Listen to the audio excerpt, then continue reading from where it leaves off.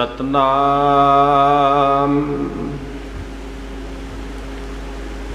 धन वाहिगुरु साहिब जीओ।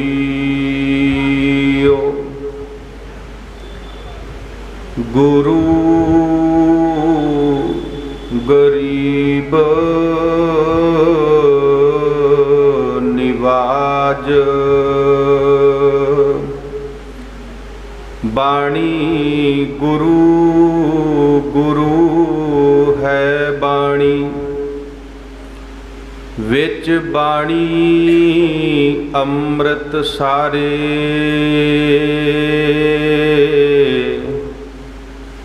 गुरबाणी कहे सेवक जन मानै। पर तख गुरु निस्तारे। गुरबाणी कहे सेवक जन मानै। पर तख गुरु निस्तारे।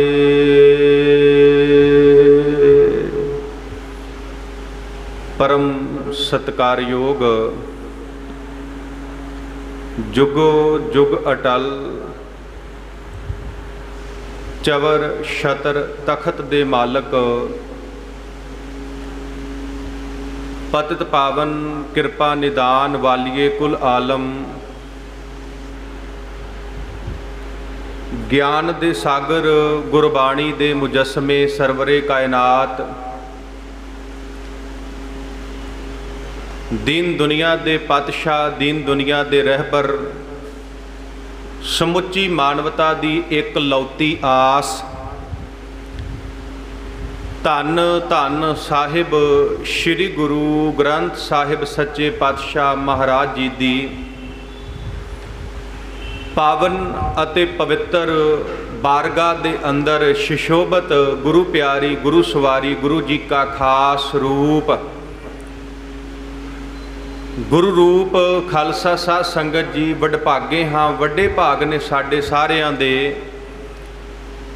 जो सतगुरु पातशाह जी दी पावन गोद विच बैठ के जीवन दियां ये घड़ियां सफलियां कर रहे हैं।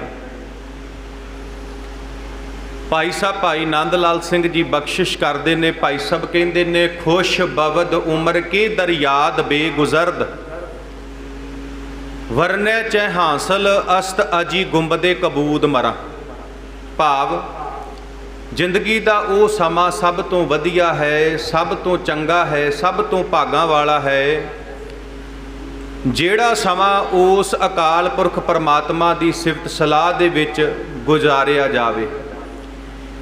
आपां जितने भी माई भाई गुरु दरबार दियां हाजरियां भर रहे हैं साडे सब दे वड्डे भाग ने जो सानू उस अकाल पुरख परमात्मा की सिफत सलाह करन दा ये सुभाग समा ये सुभाग अवसर प्राप्त होया है। साध संगत धन धन साहब श्री गुरु ग्रंथ साहब सच्चे पातशाह महाराज जी दे पहले प्रकाश पुरब नूं समर्पित अज दा ये महान गुरमत समागम बहुत शरधा भावना दे नाल मनाया जा रहा है। दास तो पहला गुरु घर के कीर्तनिया ने आप सरबत संगत नूं गुरबाणी कीर्तन राही निहाल किया। बड़े प्यार दे नाल आपां उन्हां पासों गुरबाणी दा कीर्तन सरवण किया है। आओ कुछ समा दास ने आप जी दे नाल गुरमत विचारां दी सांझ पाउणी है। धन गुरु ग्रंथ साहब सच्चे पातशाह महाराज जी दे पहले प्रकाश पुरब के संबंध विच विचारां दी सांझ पाउणी है। बड़े प्यार दे नाल बड़ी भावना दे नाल बड़ी एकाग्रता दे नाल आपां गुरु दी गोद विच बैठ के विचारां सरवण करनियां ने। क्योंकि महाराज कहंदे प्रभ की उस्तत करो संत मीत सावधान एकाग्र चीत। गुरसभा एव ना पाई है ना नेड़े ना दूर नानक सतगुर तां मिलै जा मन रहे हदूर। भागां वालिओ मैं अक्सर एक बेनती करदा हुन्ना दुनिया दे जिन्ने दर ने ਉਹਨਾਂ ਦਰਾਂ ਤੇ ਸਰੀਰ ਦੀ ਹਾਜ਼ਰੀ ਲੱਗਦੀ ਹੈ। ਪਰ ਗੁਰੂ ਨਾਨਕ ਦਾ ਆ ਦਰ ਹੈ ਜਿੱਥੇ ਸਰੀਰ ਦੀ ਨਹੀਂ ਬਲਕਿ ਮਨ ਦੀ ਹਾਜ਼ਰੀ ਲੱਗਦੀ ਹੈ। ਜੇ ਸਰੀਰ ਕਰਕੇ ਇੱਥੇ ਹਾਜ਼ਰ ਆ, ਮਨ ਬਾਹਰ ਭਟਕ ਰਿਹਾ ਏ ਤੇ ਗੁਰੂ ਕੋਲ ਬੈਠਿਆ ਸਾਡਾ ਪ੍ਰਵਾਨ ਨਹੀਂ। ਤੇ ਜੇ ਸਰੀਰ ਕਰਕੇ ਵੀ ਇੱਥੇ ਹਾਜ਼ਰ ਆ, ਮਨ ਵੀ ਇੱਥੇ ਹਾਜ਼ਰ ਹੈ, ਤੇ ਮੈਂ ਬੇਨਤੀ ਕਰਾਂ ਫਿਰ ਅਸੀਂ ਗੁਰੂ ਦੀ ਕਿਰਪਾ ਦੇ, ਗੁਰੂ ਦੀ ਬਖਸ਼ਿਸ਼ ਦੇ, ਗੁਰੂ ਦੀ ਰਹਿਮਤ ਦੇ, ਗੁਰੂ ਦੀ ਨਜ਼ਰ ਦੇ ਪਾਤਰ ਜ਼ਰੂਰ ਬਣਾਂਗੇ। ਸੋ ਆਓ ਭਾਗਾਂ ਵਾਲਿਓ, ਵਿਚਾਰਾਂ ਦੀ ਪ੍ਰਾਰੰਭਤਾ ਕਰਨ ਤੋਂ ਪਹਿਲਾਂ ਦਸ਼ਮੇਸ਼ ਪਿਤਾ ਸਰਬੰਸ ਦਾਨੀ ਧੰਨ ਸਾਹਿਬ ਸ੍ਰੀ ਗੁਰੂ ਗੋਬਿੰਦ ਸਿੰਘ ਸੱਚੇ ਪਾਤਸ਼ਾਹ ਮਹਾਰਾਜ ਵੱਲੋਂ ਬਖਸ਼ਿਸ਼ ਕੀਤੀ ਹੋਈ ਫਤਿਹ ਨਾਲ ਸਾਂਝ ਪਾਈਏ ਜੀ।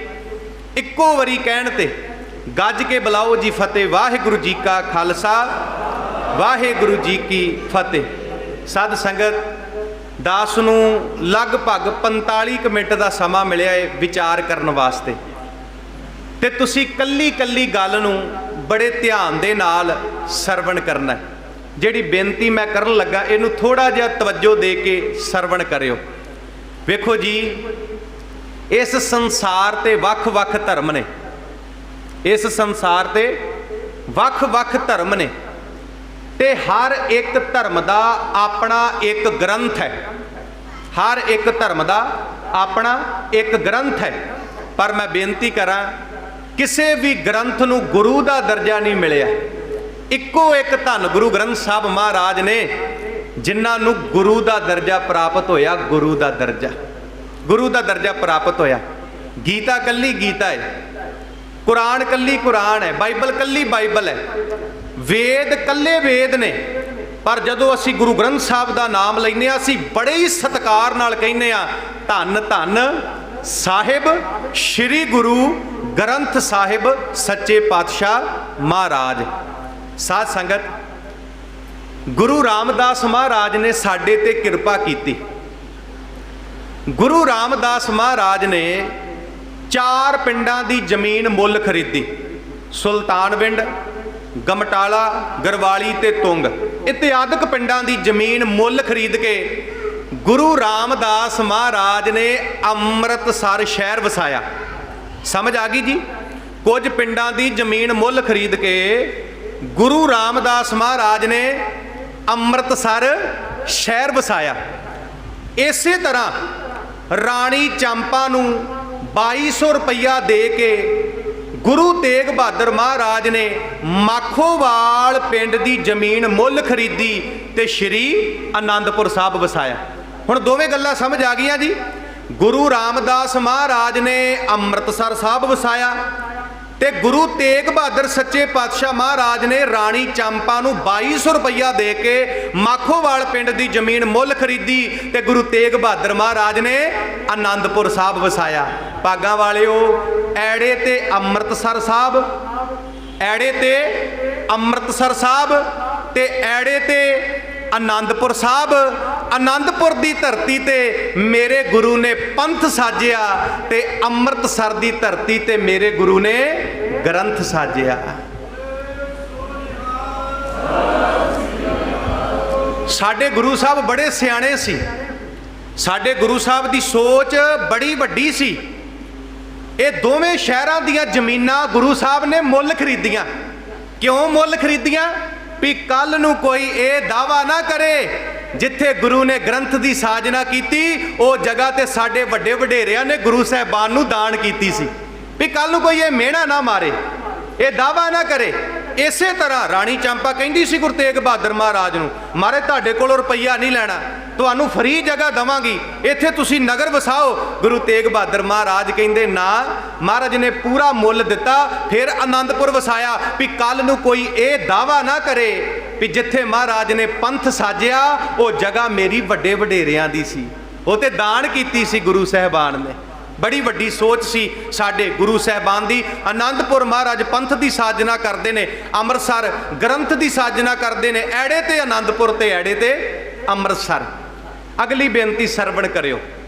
ਸਾਧ ਸੰਗਤ, ਸਿੱਧ ਧੰਨ ਗੁਰੂ ਨਾਨਕ ਦੇਵ ਸੱਚੇ ਪਾਤਸ਼ਾਹ ਮਹਾਰਾਜ ਨੂੰ ਸਵਾਲ ਕਰਦੇ ਨੇ। ਗੁਰੂ ਨਾਨਕ ਸਾਹਿਬ ਤੋਂ ਗੱਲ ਸ਼ੁਰੂ ਕਰਾਂਗਾ। ਸਿੱਧ ਗੁਰੂ ਨਾਨਕ ਸਾਹਿਬ ਨੂੰ ਸਵਾਲ ਕਰਦੇ ਨੇ। ਤੁਸੀਂ ਸਿੱਧ ਗੋਸ਼ਟ ਬਾਣੀ ਪੜ੍ਹੋ, ਗੁਰੂ ਗ੍ਰੰਥ ਸਾਹਿਬ ਦੇ ਵਿੱਚ ਦਰਜ ਹੈ।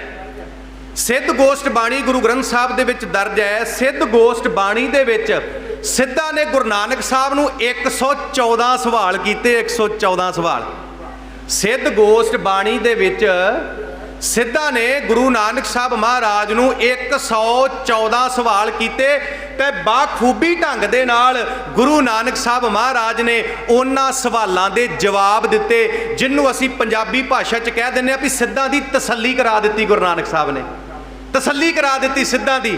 ਤੇ ਅੰਤ ਨੂੰ ਸਿੱਧਾਂ ਨੇ ਦੋਵੇਂ ਹੱਥ ਜੋੜ ਕੇ ਇਹ ਗੱਲ ਕਹੀ ਸੀ, ਸਿੱਧ ਬੋਲਣ ਸ਼ੁਭ ਬਚਨ, ਧੰਨ ਨਾਨਕ ਤੇਰੀ ਵੱਡੀ ਕਮਾਈ, ਵੱਡਾ ਪੁਰਖ ਪ੍ਰਗਟਿਆ ਕਲਯੁਗ ਅੰਦਰ ਜੋਤ ਜਗਾਈ। ਹੁਣ ਸਿੱਧ ਗੁਰੂ ਨਾਨਕ ਸਾਹਿਬ ਨੂੰ ਸਵਾਲ ਕਰਦੇ ਨੇ। ਕੀ ਸਵਾਲ ਕਰਦੇ ਨੇ? ਕਿਸ ਕਾਰਨ ਗ੍ਰਹਿ ਤਜਿਓ ਉਦਾਸੀ, ਕਿਸ ਕਾਰਨ ਇਹ ਭੇਖ ਨਿਵਾਸੀ। ਵੇਖੋ ਜੀ, ਇੱਥੋਂ ਲੜੀ ਆਰੰਭ ਹੋਣ ਲੱਗੀ ਹੈ, ਇੱਥੋਂ ਲੜੀ ਆਰੰਭ ਹੋਣ ਲੱਗੀ ਹੈ। ਤੇ ਜੇ ਤੇ ਤੁਸੀਂ ਧਿਆਨ ਨਾਲ ਸੁਣੋਗੇ ਤੁਹਾਨੂੰ ਸਮਝ ਵੀ ਆਵੇਗੀ, ਤੁਹਾਨੂੰ ਆਨੰਦ ਵੀ ਆਵੇਗਾ। ਤੇ ਜੇ ਇੱਧਰ ਉੱਧਰ ਤੁਹਾਡਾ ਧਿਆਨ ਚਲਿਆ ਗਿਆ, ਲੜੀ ਟੁੱਟ ਗਈ, ਤੇ ਫਿਰ ਤੁਹਾਨੂੰ ਨਹੀਂ ਪਤਾ ਲੱਗਣਾ ਵੀ ਮੈਂ ਤੁਹਾਨੂੰ ਕੀ ਕਹਿ ਰਿਹਾ ਜਾਂ ਕੀ ਸੁਣਾ ਰਿਹਾ। ਇਸ ਕਰਕੇ ਮੇਰੀ ਬੇਨਤੀ ਹੈ, ਲੜੀ ਆਰੰਭ ਹੋਣ ਲੱਗੀ ਹੈ, ਧਿਆਨ ਨਾਲ ਸਰਵਣ ਕਰਿਓ। ਹੁਣ ਸਿੱਧ ਗੁਰੂ ਨਾਨਕ ਸਾਹਿਬ ਨੂੰ ਇੱਕ ਸਵਾਲ ਕਰਦੇ ਨੇ। ਕੀ ਸਵਾਲ ਕਰਦੇ ਨੇ? ਕਿਸ ਕਾਰਨ ਗ੍ਰਹਿ ਤਜਿਓ ਉਦਾਸੀ, ਕਿਸ ਕਾਰਨ ਇਹ ਭੇਖ ਨਿਵਾਸੀ, ਕਿਸ ਵਖਰ ਕੇ ਤੁਮ ਮਨ ਜਾਰੇ, ਕਿਉਂ ਕਰ ਸਾਥ ਲੰਘਾਵੋ ਪਾਰੇ। ਸਿੱਧ ਗੁਰੂ ਨਾਨਕ ਸਾਹਿਬ ਨੂੰ ਕਹਿੰਦੇ, ਮਹਾਰਾਜ ਤੁਸੀਂ ਘਰ-ਬਾਰ ਕਾਹਦੇ ਵਾਸਤੇ ਛੱਡਿਆ?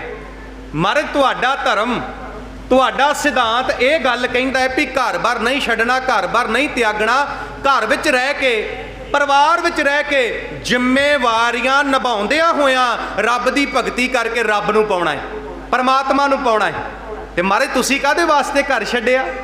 ਹੁਣ ਗੁਰੂ ਨਾਨਕ ਸਾਹਿਬ ਮਹਾਰਾਜ ਜਵਾਬ ਦਿੰਦੇ ਨੇ।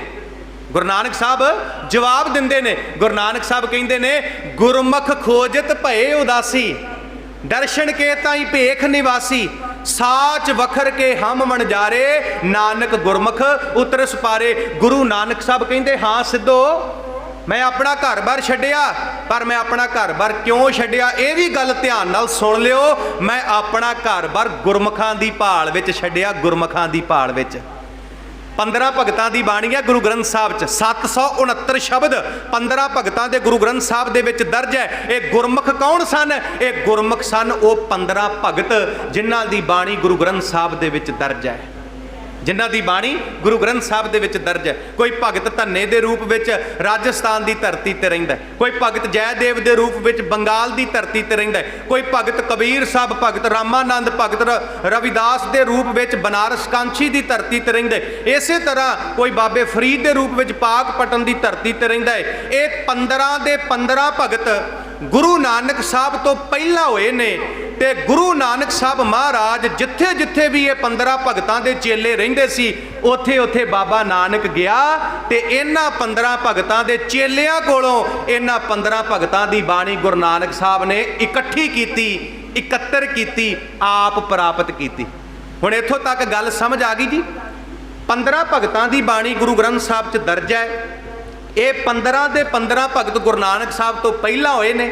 ਜਿੱਥੇ ਜਿੱਥੇ 15 ਭਗਤਾਂ ਦੇ ਪੈਰੋਕਾਰ ਰਹਿੰਦੇ ਸੀ, ਗੁਰੂ ਨਾਨਕ ਸਾਹਿਬ ਉੱਥੇ ਉੱਥੇ ਜਾਂਦੇ ਨੇ ਤੇ ਇਹਨਾਂ 15 ਭਗਤਾਂ ਦੀ ਬਾਣੀ ਇਕੱਠੀ ਕਰਦੇ ਨੇ, ਇਹਨਾਂ 15 ਭਗਤਾਂ ਦੇ ਸ਼ਬਦ ਇਕੱਠੇ ਕਰਦੇ ਨੇ। ਤੇ ਵਿਦਵਾਨ ਜਨ, ਮੈਂ ਗਿਆਨੀ ਅਮਰੀਕ ਸਿੰਘ ਚੰਡੀਗੜ੍ਹ ਨੂੰ ਪੜ੍ਹ ਰਿਹਾ ਸੀ, ਉਹਨਾਂ ਲਿਖਿਆ ਵੀ 769 ਸ਼ਬਦ ਗੁਰੂ ਗ੍ਰੰਥ ਸਾਹਿਬ ਦੇ ਵਿੱਚ ਦਰਜ ਨੇ 15 ਭਗਤਾਂ ਦੇ। ਹੁਣ ਇਹ ਸਾਰੀ ਬਾਣੀ ਕਿੰਨੇ ਇਕੱਠੀ ਕੀਤੀ? ਧੰਨ ਗੁਰੂ ਨਾਨਕ ਦੇਵ ਸੱਚੇ ਪਾਤਸ਼ਾਹ ਮਹਾਰਾਜ ਨੇ।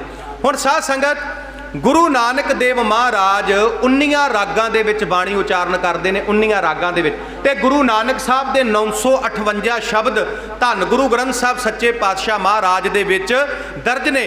ਕੁਝ ਵਿਦਵਾਨਾਂ ਨੂੰ ਪੜ੍ਹੀਏ ਤੇ ਉਹਨਾਂ ਨੇ ਗਿਣਤੀ ਵੱਧ ਘੱਟ ਵੀ ਲਿਖੀ ਹੈ, ਪਰ ਜਿੱਥੋਂ ਤੱਕ ਦਾਸ ਨੇ ਪੜ੍ਹਿਆ ਇਹ ਗਿਣਤੀ ਬਿਲਕੁਲ ਠੀਕ ਹੈ। 958 ਸ਼ਬਦ ਜਿਹੜੇ ਨੇ ਉਹ ਗੁਰੂ ਨਾਨਕ ਸਾਹਿਬ ਦੇ 19 ਰਾਗਾਂ ਦੇ ਵਿੱਚ ਗੁਰੂ ਗ੍ਰੰਥ ਸਾਹਿਬ ਮਹਾਰਾਜ ਦੇ ਵਿੱਚ ਦਰਜ ਨੇ।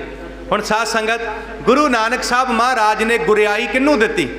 ਗੁਰਤਾ ਗੱਦੀ ਕਿਹਨੂੰ ਦਿੱਤੀ? ਦੂਜੇ ਪਾਤਸ਼ਾਹ ਨੂੰ, ਭਾਈ ਲਹਿਣਾ ਜੀ ਨੂੰ। ਤੇ ਜਨਮ ਸਾਖੀਆਂ ਵਿੱਚ ਬਚਨ ਆਉਂਦੇ ਨੇ, ਤਿਤ ਮਹਿਲ ਜੇ ਸ਼ਬਦ ਹੋਆ ਸੋ ਪੋਥੀ ਗੁਰ ਅੰਗਦ ਜੋਗ ਮਿਲੀ। ਜਦੋਂ ਗੁਰੂ ਨਾਨਕ ਸਾਹਿਬ ਦੂਜੇ ਪਾਤਸ਼ਾਹ ਨੂੰ ਗੁਰਤਾ ਗੱਦੀ ਦਿੰਦੇ ਨੇ ਤੇ ਜਿੰਨੀ ਬਾਣੀ ਗੁਰੂ ਨਾਨਕ ਸਾਹਿਬ ਦੇ ਕੋਲ ਹੈ ਉਹ ਸਾਰੀ ਬਾਣੀ ਕਿਹਨੂੰ ਦੇ ਦਿੱਤੀ? ਦੂਜੇ ਪਾਤਸ਼ਾਹ ਨੂੰ। ਹੁਣ 15 ਭਗਤਾਂ ਦੀ ਬਾਣੀ ਤੇ ਗੁਰੂ ਨਾਨਕ ਸਾਹਿਬ ਦੀ ਆਪਣੀ ਬਾਣੀ ਕਿਹਦੇ ਕੋਲ ਚਲੀ ਗਈ? ਦੂਜੇ ਪਾਤਸ਼ਾਹ ਗੁਰੂ ਅੰਗਦ ਦੇ ਮਹਾਰਾਜ ਦੇ ਕੋਲ।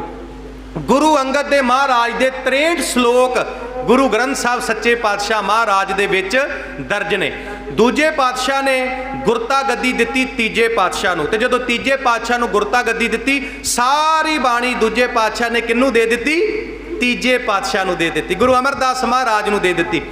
ਗੁਰੂ ਅਮਰਦਾਸ ਮਹਾਰਾਜ ਨੇ 17 ਰਾਗਾਂ ਦੇ ਵਿੱਚ ਬਾਣੀ ਉਚਾਰਨ ਕੀਤੀ।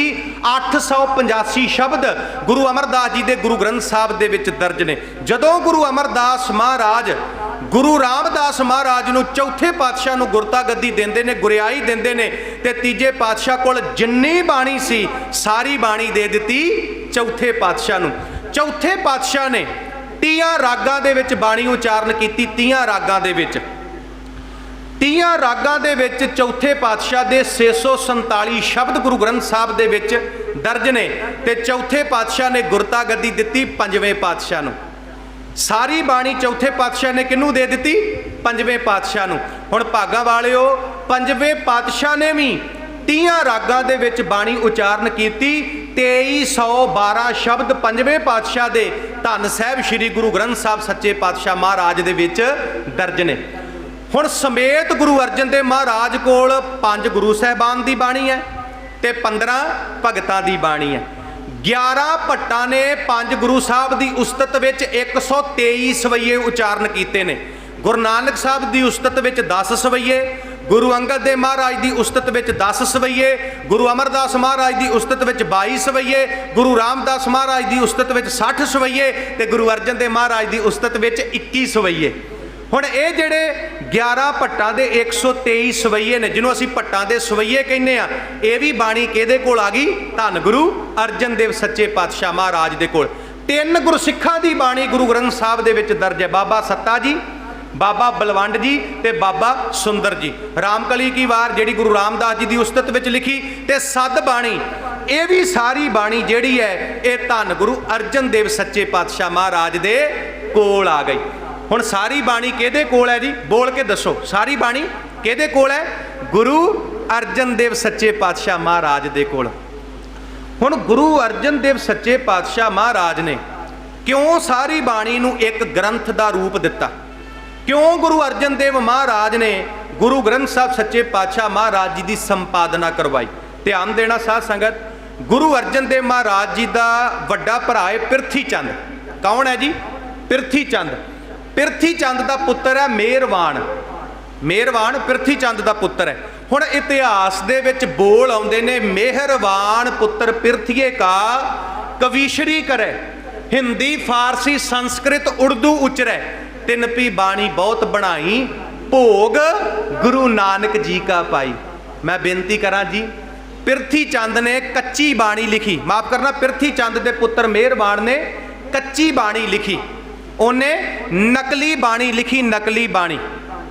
ਫਿਰ ਬੇਨਤੀ ਸਰਵਣ ਕਰਿਓ, ਪ੍ਰਿਥੀ ਚੰਦ ਦਾ ਪੁੱਤਰ ਮਿਹਰਵਾਨ ਜਿਹੜਾ ਏ, ਉਹਨੇ ਕੱਚੀ ਬਾਣੀ ਲਿਖੀ, ਉਹਨੇ ਨਕਲੀ ਬਾਣੀ ਲਿਖੀ। ਜਿੱਦਾਂ ਆਪਾਂ ਗੁਰੂ ਸਾਹਿਬਾਨ ਦੇ ਸ਼ਬਦ ਪੜ੍ਹਦੇ ਆ, ਤੇ ਜਦੋਂ ਨਾਨਕ ਸ਼ਬਦ ਦੇ ਐਂਡ ਦੇ ਵਿੱਚ ਆਉਂਦਾ ਹੈ ਤੇ ਸ਼ਬਦ ਦੀ ਸਮਾਪਤੀ ਹੋ ਜਾਂਦੀ ਹੈ। ਨਾਨਕ ਪਦ ਦੀ ਮੋਹਰ ਲਾਈਏ, ਸ਼ਬਦ ਦੇ ਅੰਤ ਵਿੱਚ ਜਿਹੜੇ ਗੁਰੂ ਸਾਹਿਬਾਨ ਦੇ, ਕੇਵਲ ਗੁਰੂ ਸਾਹਿਬਾਨ ਦੇ ਸ਼ਬਦ ਨੇ, ਉਹਨਾਂ ਵਿੱਚ ਅੰਤ ਦੇ ਵਿੱਚ ਨਾਨਕ ਸ਼ਬਦ ਆਉਂਦਾ ਹੈ।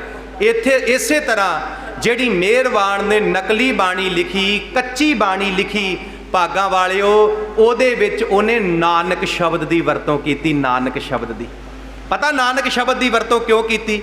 ਵੀ ਸੰਗਤ ਨੂੰ ਭੁਲੇਖਾ ਪੈ ਜਾਵੇ, ਸੰਗਤ ਨੂੰ ਭਰਮ ਪੈ ਜਾਵੇ, ਸੰਗਤ ਨੂੰ ਪਤਾ ਹੀ ਨਾ ਲੱਗੇ ਵੀ ਕਿਹੜੀ ਸੱਚੀ ਬਾਣੀ ਹੈ ਤੇ ਕਿਹੜੀ ਕੱਚੀ ਬਾਣੀ ਹੈ, ਕਿਹੜੀ ਝੂਠੀ ਬਾਣੀ ਹੈ ਤੇ ਕਿਹੜੀ ਸੱਚੀ ਬਾਣੀ ਹੈ, ਅਸਲੀ ਬਾਣੀ ਹੈ। ਹੁਣ ਭਾਗਾਂ ਵਾਲਿਓ, ਮੈਂ 1-2 ਸ਼ਬਦ ਮਿਹਰਵਾਨ ਦੇ ਪੜਾਂਗਾ। ਜਿਹੜੇ ਗੁਰਬਾਣੀ ਪੜਨ ਵਾਲੇ ਤੁਹਾਡੇ ਚੋਂ ਬੈਠੇ ਨੇ, ਸਹਿਜ ਪਾਠ ਕਰਦੇ ਨੇ, ਉਹਨਾਂ ਨੂੰ ਉਸੇ ਵੇਲੇ ਪਤਾ ਲੱਗ ਜਾਵੇਗਾ ਵੀ ਆਹ ਜਿਹੜਾ ਸ਼ਬਦ ਹੈ ਇਹ ਗੁਰੂ ਗ੍ਰੰਥ ਸਾਹਿਬ ਦਾ ਨਹੀਂ, ਇਹ ਕੱਚੀ ਬਾਣੀ ਹੈ, ਇਹ ਨਕਲੀ ਬਾਣੀ ਹੈ। ਪਰ ਜਿਨੇ ਕਦੀ ਬਾਣੀ ਨਹੀਂ ਪੜ੍ਹੀ, ਜਿਨੇ ਕਦੀ ਸਹਿਜ ਪਾਠ ਨਹੀਂ ਕੀਤਾ, ਭਾਗਾਂ ਵਾਲਿਓ, ਉਹਨਾਂ ਨੂੰ ਇਦਾਂ ਹੀ ਲੱਗਣਾ ਹੈ ਵੀ ਭਾਈ ਸਾਹਿਬ ਜੀ ਜਿਹੜਾ ਸ਼ਬਦ ਪੜ੍ਹ ਰਹੇ ਨੇ, ਇਹ ਸ਼ਬਦ ਤੇ ਗੁਰੂ ਗ੍ਰੰਥ ਸਾਹਿਬ ਮਹਾਰਾਜ ਦਾ ਹੈ, ਇਹ ਸ਼ਬਦ ਤੇ ਗੁਰੂ ਗ੍ਰੰਥ ਸਾਹਿਬ ਦੇ ਵਿੱਚ ਦਰਜ ਹੈ। ਭਾਗਾਂ ਵਾਲਿਓ, एक शब्द असी पढ़ते हैं, एको सिमरो नानका। हुण नानक शब्द आ गया ना, नानक शब्द आ गया जी। असी जिन्ने बैठे हैं सानू भुलेखा पै जाना भी ये गुरु ग्रंथ साहब की बाणी का शब्द है, पर यह गुरु ग्रंथ साहब की बाणी का नहीं, ये मेहरबान का लिखिया हुआ शब्द है, एक कच्ची बाणी का लिखिया हुआ शब्द है। एको सिमरो नानका जो जल थल रहे समाए, दूजा काहे सिमरिए जम्मे ते मर जाए। हुण मैं शब्द पढ़िया तो तुहानू सारिਆਂ ਨੂੰ इदां ही लगना भी ये शब्द गुरु ग्रंथ साहब का है, पर यह शब्द गुरु ग्रंथ साहब दे विच किते भी नहीं हैगा। ये मेहरबान की लिखी हुई पंक्ति है, ये मेहरबान का लिखिया होया शब्द है। इसे तरह असी शब्द पढ़ते हैं, नाम खुमारी नानका आ गया ना नानक शब्द, तो सानू इदां ही लगना भी ये गुरबाणी का शब्द है, पर यह भी गुरबाणी का शब्द नहीं, ये भी कच्ची बाणी है। नाम खुमारी नानका चढ़ी रहे दिन रात, हुण इहदे विच भी नानक शब्द आ गया।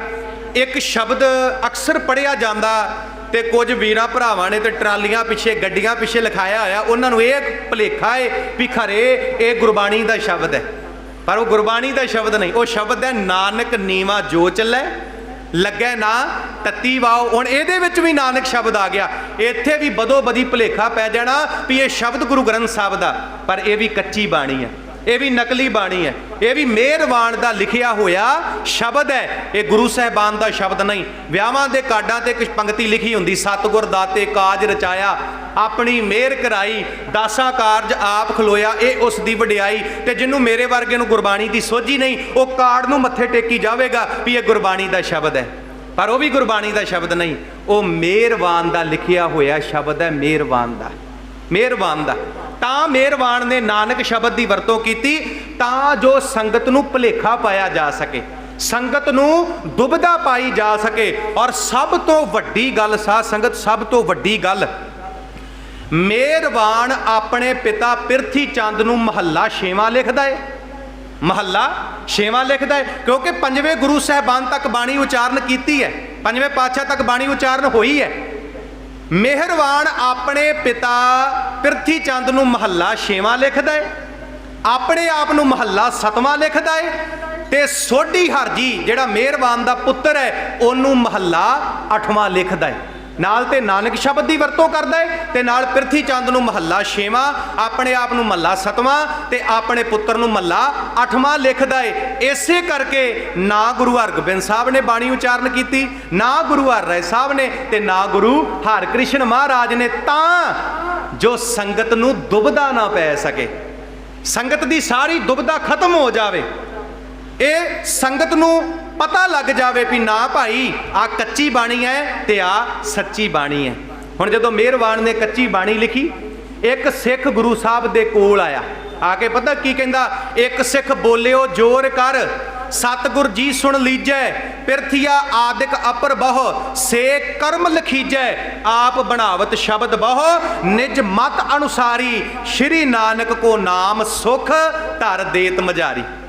महाराज मेहरबान ने नकली बाणी लिखी है, नानक शब्द की वरतों की है, महला 6वां महला 7वां महल्ले 8वें हेठ उन्हें बाणी उचारण की है। महाराज सारा कुछ तां कीता गया संगत नूं भुलेखा पाउण वास्ते, ते गुरु अमरदास महाराज जी ने तो पता सी भी ये सारा कुछ होना है, ते महाराज ने ताइयों फिर कह दिता सी ना, सतगुरु बिना होर कच्ची है बाणी, बाणी तां कच्ची सतगुर बाजो होर कच्ची बाणी, कहंदे कच्चे सुनदे कच्चे कच्ची आख वखाणी। जेड़ा बाणी सुनदा है बाणी पढ़दा है वो सच्चा है, ते जेड़ा पखंडियां वल्लों लिखे हुए ग्रंथां दी बाणी सुनदा है वो पढ़दा है, ते भागां वाले वो कच्चा है। सच्चा वो ही है जेड़ा गुरु ग्रंथ साहब की बाणी पढ़दा है ते केवल गुरु ग्रंथ साहब की बाणी सुनदा है, मारे कहंदे वो सच्चा है। हुण साध संगत धन गुरु अर्जन देव सच्चे पातशाह महाराज जदों सिख ने आके दसिया ना, फिर महाराज ने फैसला किया, एक दिवस प्रभ भराते काल, दया भरे प्रभ दीन दयाल, जेह मन उपजी प्रगट्यो जग पंथ, तेह कारण कीजै अब ग्रंथ, भाई गुरदास को आज्ञा करी, करो इकत्तर बाणी सब धरी, तेह भगतन की बाणी सब मेलो, साची राखो झूठी पेलो। भाई गुरदास जी गुर की बाणी जुदा करिए, मीणे पाउण लगे ने रला, सो न्यारी कर धरिए। भाई गुरदास जी समा आ गया, समुच्ची बाणी नूं आपां एक ग्रंथ दा रूप दे दईए, नहीं ते इन्हां मीणियां ने गुरबाणी विच रला पा देना। इन्हां मीणियां ने गुरबाणी विच रला पा देना। हुण साध संगत, महाराज ने बाणी लिखण वास्ते लिखारी सुनिया सत्कारयोग भाई साहब भाई गुरदास जी नूं। किनूं लिखारी चुनिया जी? भाई साहब भाई गुरदास जी नूं। महाराज ने अस्थान चुनिया रामसर सरोवर दा कंढा। रामसर सरोवर दा कंढा पता क्यों चुनिया सी गुरु साहब ने?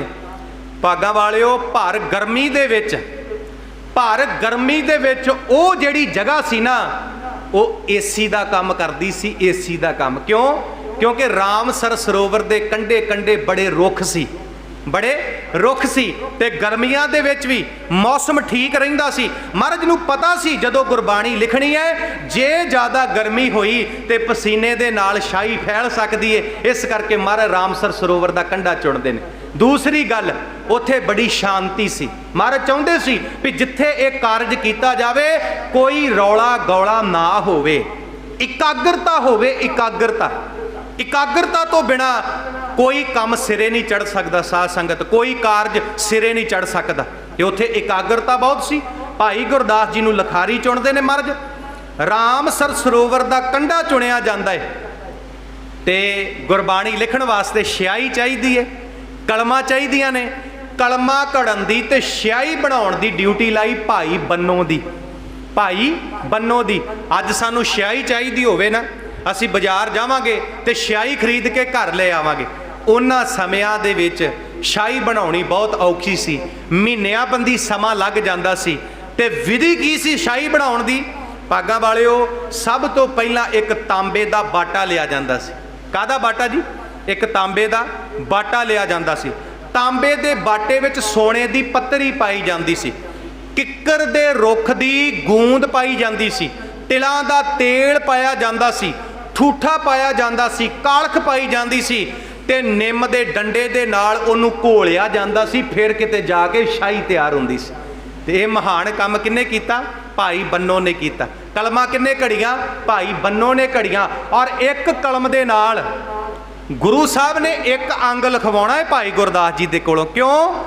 क्योंकि कलम दा आकार जे थल्लों वड्डा हो गया ना, तो फिर शब्द की जिहड़ी तरतीब है वो वड्डी छोटी हो जाएगी। सोच वेखो गुरु साहब दी भी भाई बन्नों जी तगड़े हो जाओ, सेवा बड़ी वड्डी है। एक कलम दे नाल एक अंग लिखिया जाना, एक कलम दे नाल एक अंग लिखिया जाना, और बखूबी भाई बन्नों ने यह सेवा निभाई। हुण गुरबाणी लिखण वास्ते कागज बहुत चाहिए है।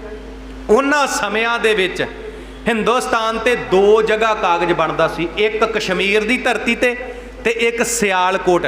कश्मीर वाला कागज बहुत वधिया सी ते प्यारा सिंह पदम ने लिखिया भी महाराज ने जिहड़ा कागज सी वो कश्मीर तो मंगवाया। महाराज ने कागज कश्मीर तो मंगवाया। हुण सारा कुछ तैयार है, सारा कुछ तैयार है। गुरु ग्रंथ साहब जी, गुरु अर्जन देव महाराज जी ने बाणी लिखवाउणी है, ग्रंथ लिखवाउणा है, ते जिन्ना समान चाहिए है सारा कुछ तैयार बर तैयार है। चार भगत आ गए गुरु साहब दे कोल। महाराज असी सुनिया तुसी ग्रंथ लिखण लगे हो। महाराज कहंदे बिल्कुल महाराज असी भी भगत हाँ, तुसी 15 भगतां दी बाणी दर्ज कर लगे हो, महाराज साडी भी बाणी दर्ज कर लो।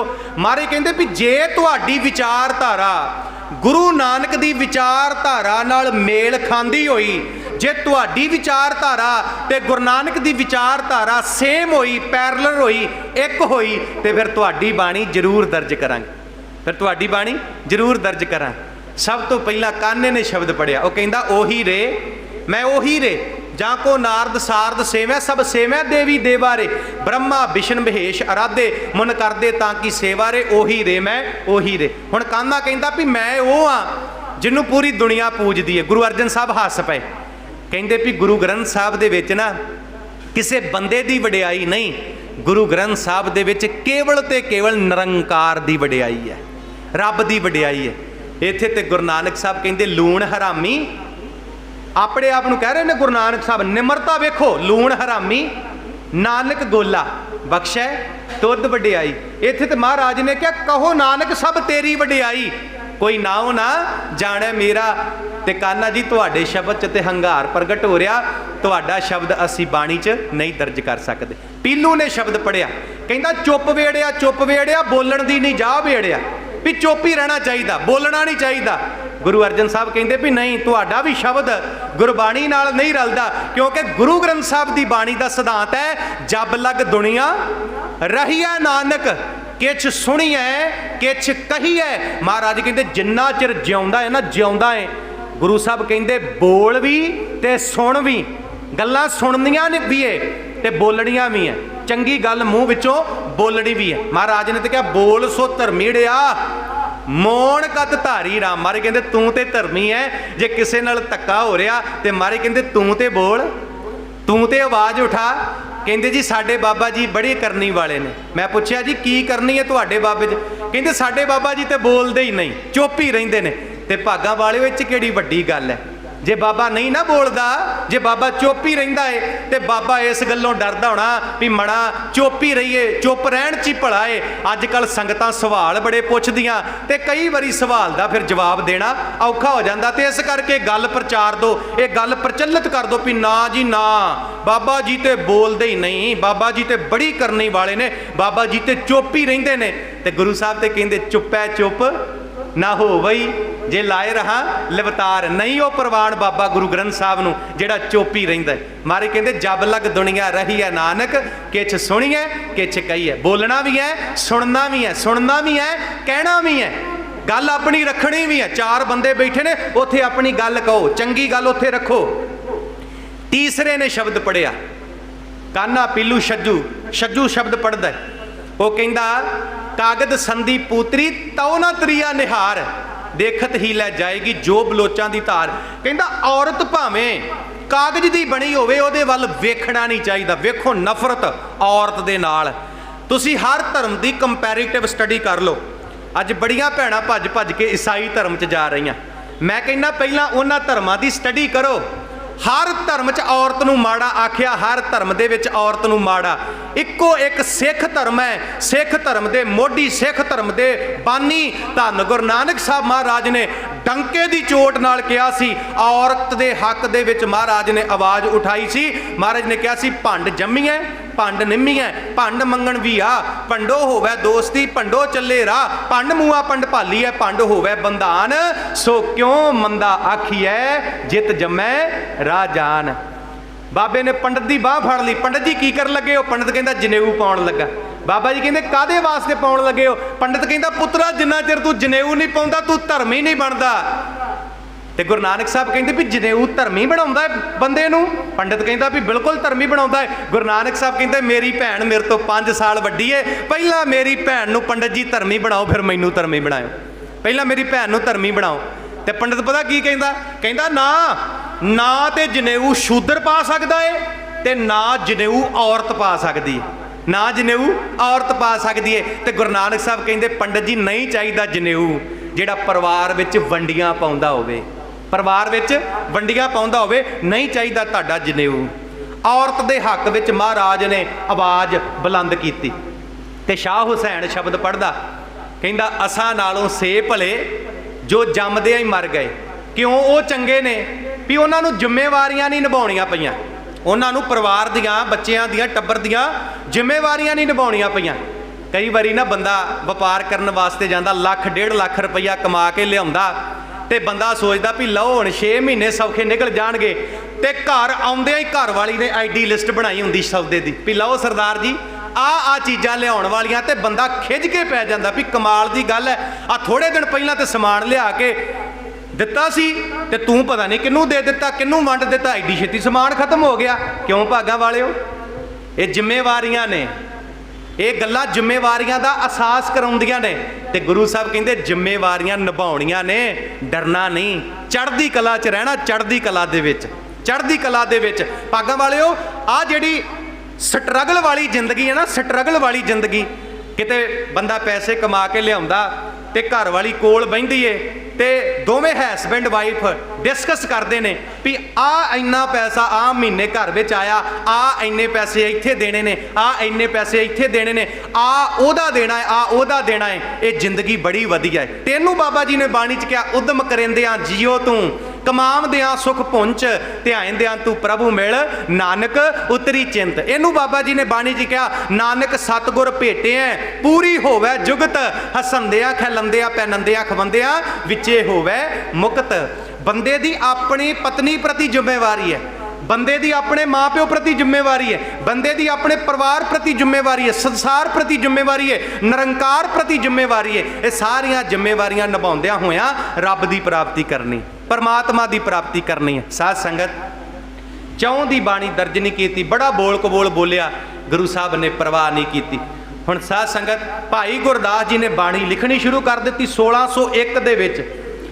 1601 ਦੇ ਵਿੱਚ ਗੁਰੂ ਗ੍ਰੰਥ ਸਾਹਿਬ ਦਾ ਸਰੂਪ ਲਿਖਣਾ ਸ਼ੁਰੂ ਕਰ ਦਿੱਤਾ। 15 ਅਗਸਤ 1604 ਦੇ ਵਿੱਚ ਇਹ ਗ੍ਰੰਥ ਲਿਖਿਆ ਗਿਆ। ਜਿਸ ਗ੍ਰੰਥ ਨੂੰ ਗੁਰੂ ਮੰਨਦੇ ਆ, ਜਿਸ ਗ੍ਰੰਥ ਅੱਗੇ ਆ ਕੇ ਰੋਜ਼ ਨਕਮਸਤਕ ਹੁੰਨੇ ਆ, ਜਿਸ ਗ੍ਰੰਥ ਅੱਗੇ ਝੋਲੀਆਂ ਅੱਡਦੇ ਆ, ਜਿਹੜਾ ਗ੍ਰੰਥ ਸਾਡੀਆਂ ਝੋਲੀਆਂ ਭਰਦਾ ਏ, 1604 ਦੇ ਵਿੱਚ ਧੰਨ ਗੁਰੂ ਗ੍ਰੰਥ ਸਾਹਿਬ ਮਹਾਰਾਜ ਜੀ ਦਾ ਸਰੂਪ ਲਿਖਿਆ ਗਿਆ 15 ਅਗਸਤ ਦੇ ਲਾਗੇ। 4 ਸਾਲ ਲੱਗ ਗਏ ਜੀ ਭਾਈ ਗੁਰਦਾਸ ਜੀ ਨੂੰ ਬਾਣੀ ਲਿਖਣ ਲੱਗਿਆ ਤੇ ਧੰਨ ਗੁਰੂ ਅਰਜਨ ਦੇਵ ਮਹਾਰਾਜ ਨੂੰ ਬਾਣੀ ਲਿਖਵਾਉਣ ਲੱਗਿਆ। 4 ਸਾਲ ਦਾ ਸਮਾਂ ਲੱਗਾ, 4 ਸਾਲ ਦਾ।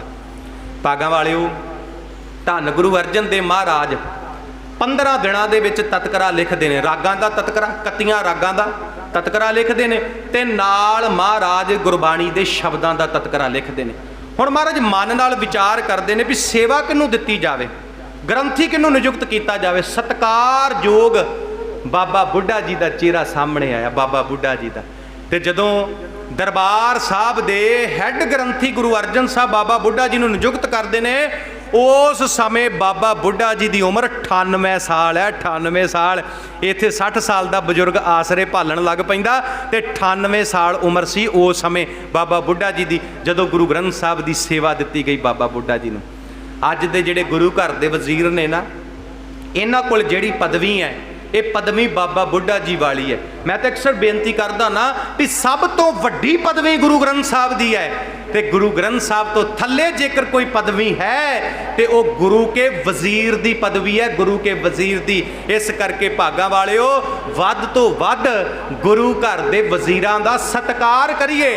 ਕੱਲਾ ਸਤਿਕਾਰ ਨਹੀਂ, ਗੁਰੂ ਘਰ ਦੇ ਵਜ਼ੀਰਾਂ ਦਾ ਮਾਣ ਸਤਿਕਾਰ ਕਰੀਏ, ਮਾਣ ਸਤਿਕਾਰ ਕਰੀਏ, ਤਾਂ ਜੋ ਉਹ ਕੌਮ ਦੀ, ਪੰਥ ਦੀ ਗੱਲ ਕਰ ਸਕਣ। ਅਸੀਂ ਕਹਿੰਦੇ ਕੌਮ ਦੀ ਚੜ੍ਹਦੀ ਕਲਾ ਕਿੱਦਾਂ ਹੋਵੇਗੀ? ਜਿਸ ਦਿਨ ਕੌਮ ਨੇ ਗ੍ਰੰਥੀ, ਢਾਡੀ, ਰਾਗੀ, ਪ੍ਰਚਾਰਕ ਸਾਂਭ ਲਏ, ਭਾਗਾਂ ਵਾਲਿਓ, ਡਰਨ ਦੀ ਲੋੜ ਨਹੀਂ, ਕੌਮ ਦੀ ਆਪਣੇ ਆਪ ਚੜ੍ਹਦੀ ਕਲਾ ਹੋ ਜਾਵੇਗੀ, ਕੌਮ ਦੀ ਆਪਣੇ ਆਪ ਚੜ੍ਹਦੀ ਕਲਾ ਹੋ ਜਾਵੇਗੀ। ਬੇਨਤੀ ਕਰਾਂ ਜੀ, ਇੱਕ ਮੈਂ ਨਾ ਯੂਪੀ ਕਥਾ ਕਰਨ ਵਾਸਤੇ ਗਿਆ, ਉੱਥੇ ਮੈਨੂੰ ਗ੍ਰੰਥੀ ਮਿਲਿਆ ਦਲਜੀਤ ਸਿੰਘ। ਭਾਗਾਂ ਵਾਲਿਓ, ਹੈਰਾਨੀ ਵਾਲੀ ਗੱਲ ਹੈ, ਕਹਿੰਦੇ ਬਾਬਾ ਜੀ ਭੇਟਾ ਅਖੰਡ ਪਾਠ ਦੀ 5100 ਤੋਂ 6100 ਕੀਤੀ, ਸਾਰੇ ਪਿੰਡ ਨੇ ਰੌਲਾ ਪਾ ਦਿੱਤਾ। ਕਹਿੰਦੇ ਉਸੇ ਪਿੰਡ ਨੇ, ਉਸੇ ਨਗਰ ਨੇ ਪੰਜਾਬ ਤੋਂ ਇੱਕ ਸਿੰਗਰ ਸੱਦਿਆ, ਉਹਨੇ 2 ਘੰਟੇ ਗਾਣੇ ਸੁਣਾਏ ਤੇ 2 ਘੰਟਿਆਂ ਦਾ ਉਹਨੂੰ 5 ਲੱਖ ਰੁਪਈਆ ਦਿੱਤਾ। 5 ਲੱਖ ਰੁਪਈਆ, 5 ਲੱਖ ਰੁਪਈਆ ਦਿੱਤਾ। ਨਹੀਂ ਭਾਗਾਂ ਵਾਲਿਓ, ਕਿਤੇ ਨਾ ਕਿਤੇ ਇਹ ਜਿਹੜੀਆਂ ਗੱਲਾਂ ਨੇ, ਆ ਜੋ ਕੁਝ ਹੋ ਰਿਹਾ ਏ, ਕਿਤੇ ਨਾ ਕਿਤੇ ਇਹ ਗਿਰਾਵਟ ਵਾਲੇ ਪਾਸੇ ਸਾਨੂੰ ਲੈ ਜਾਵੇਗਾ। ਗੁਰੂ ਘਰ ਦੇ ਵਜ਼ੀਰਾਂ ਦਾ ਮਾਣ ਸਤਿਕਾਰ, ਉਹਨਾਂ ਨੂੰ ਪਿਆਰ ਕਰੀਏ ਤੇ ਸਾਡਾ ਵੀ, ਜਿਹੜੇ ਅਸੀਂ ਪ੍ਰਚਾਰਕ ਹਾਂ, ਗੁਰੂ ਘਰ ਦੇ ਵਜ਼ੀਰ ਆ, ਰਾਗੀ ਆ, ਸਾਡਾ ਵੀ ਫਰਜ਼ ਬਣਦਾ ਅਸੀਂ ਆਪਣੀ ਡਿਊਟੀ ਜਿਹੜੀ ਏ ਉਹ ਕੌਮ ਨੂੰ ਸਮਰਪਿਤ ਹੋ ਕੇ ਨਿਭਾਈਏ। ਸਾਧ ਸੰਗਤ, ਅੰਮ੍ਰਿਤ ਵੇਲਾ ਹੋਇਆ ਤੇ ਕਹਿੰਦੇ ਨੇ ਧੰਨ ਗੁਰੂ ਅਰਜਨ ਸਾਹਿਬ ਨੇ ਅਰਦਾਸ ਬੇਨਤੀ ਕੀਤੀ, ਬੜੇ ਪਿਆਰ ਨਾਲ ਬਾਬਾ ਬੁੱਢਾ ਜੀ ਨੇ ਸਰੂਪ ਸੀਸ ਤੇ ਸੁਭਾਏਮਾਨ ਕੀਤਾ। ਗੁਰੂ ਅਰਜਨ ਸਾਹਿਬ ਚੌਰ ਕਰ ਰਹੇ ਨੇ। ਦੁਨੀਆ ਤੇ ਜਿੰਨੇ ਪੈਗੰਬਰ ਹੋਏ ਉਹਨਾਂ ਨੇ ਆਪਣੇ ਸਿਰ ਤੇ ਚੌਰ ਕਰਵਾਏ, ਪਰ ਇਹ ਵਿਲੱਖਣਤਾ ਸੀ। ਪਹਿਲੀ ਵਾਰ ਦੁਨੀਆ ਦੇ ਇਤਿਹਾਸ ਵਿੱਚ ਹੈ ਵੀ ਇੱਕ ਪੈਗੰਬਰ ਆਪ ਚੌਰ ਕਰ ਰਿਹਾ ਏ, ਆਪ ਚੌਰ ਕਰ ਰਿਹਾ ਏ। ਇਹ ਦੁਨੀਆ ਦੇ ਇਤਿਹਾਸ ਵਿੱਚ ਪਹਿਲੀ ਵਾਰ ਹੈ। ਸਾਧ ਸੰਗਤ, ਸੱਚਖੰਡ ਸ੍ਰੀ ਦਰਬਾਰ ਸਾਹਿਬ ਦੇ ਅੰਦਰ ਆਏ, ਬੜਾ ਸੋਹਣਾ ਪੀੜਾ ਬਾਬਾ ਬੁੱਢਾ ਜੀ ਨੇ ਬੜੇ ਸਤਿਕਾਰ ਨਾਲ ਪੀੜੇ ਦੇ ਉੱਤੇ ਸਰੂਪ ਸੁਭਾਏਮਾਨ ਕੀਤਾ। ਬਾਬਾ ਬੁੱਢਾ ਜੀ ਗੁਰੂ ਅਰਜਨ ਸਾਹਿਬ ਵੱਲ ਵੇਂਦੇ ਨੇ। ਗੁਰੂ ਅਰਜਨ ਸਾਹਿਬ ਕਹਿੰਦੇ, ਬਾਬਾ ਬੁੱਢਾ ਖੋਲੋ ਗ੍ਰੰਥ, ਲੇਹੋ ਆਵਾਜ਼ਾ, ਸੁਣਿਆ ਸਭ ਪੰਥ, ਅਦਬ ਸਹਿਤ ਗ੍ਰੰਥ ਕੋ ਖੋਲਾ, ਦੇਤ ਆਵਾਜ਼ਾ ਮੁਖ ਤੇ ਬੋਲਾ। ਪ੍ਰਕਾਸ਼ ਹੋਇਆ ਗੁਰੂ ਗ੍ਰੰਥ ਸਾਹਿਬ ਦਾ। ਬਾਬਾ ਬੁੱਢਾ ਜੀ ਸ਼ਬਦ ਪੜ੍ਹਦੇ ਨੇ, ਸੂਈ ਮਹੱਲਾ 5ਵਾਂ, ਸੰਤਾਂ ਕੇ ਕਾਰਜ ਆਪ ਖਲੋਇਆ, ਹਰ ਕੰਮ ਕਰਾਵਣ ਆਇਆ ਰਾਮ, ਤਰਤ ਸੁਹਾਵੀ ਤਾਲ ਸੁਹਾਵਾ, ਵਿੱਚ ਅੰਮ੍ਰਿਤ जल छाया राम, सारा दिन रब्बी बाणी का कीर्तन होया। भागां वालिओ, गुरु साहब थल्ले बैठे ने, महाराज भुंजे बैठे ने, और वेखो जी गुरु साहब आप भी ताबिया बह सकते सी, महाराज आप भी हुक्मनामा लै सकते सी, पर किते ना किते संगत विच दुविधा बन जानी सी भी गुरु कौन है, गुरु ग्रंथ साहब ने कि गुरु अर्जन साहब ने।